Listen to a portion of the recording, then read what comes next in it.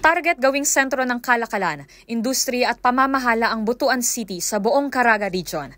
Ayon yan kay Pangulong Bongbong Marcos. Sa kanyang talumpati sa ginanap na distribusyon ng presidential assistance sa mga magsasaka at mangingisda sa Butuan, sinabi ng Pangulo na patuloy na nagsusumikap ang pamahalaan para ma-develop ang lungsod.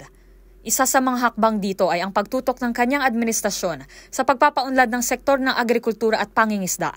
Naghahandog din kami ng galing sa ating pamahalaan ng karagdagan binhi at makinarya sa pagsasaka upang mapabuti ang inyong ani at mapagaan ang inyong hanap buhay sa araw-araw. Ang pagkalinga sa mga magsasaka at mangingisda sa panahon ng sakuna, gaya ng El Nino, ani ay susi tungo sa masagana at maunlad na bagong Pilipinas. Dagdag pa ng Pangulo, ang konstruksyon ng Butuan City Agusan del Norte Logistical Highway ay inaasahang maging tulay sa mga agricultural at industrial economic zone sa rehiyon.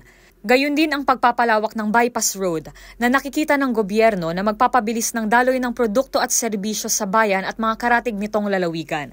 Naitalang na mahagi ng 46.84 milyong halaga ng tulong ang Pangulo sa Butuan City bilang bahagi ng 158.15 milyong alokasyon sa Caraga Region. Para sa MBC TV Network News, ito si Rose Babiera. Sama-sama tayo, Pilipino.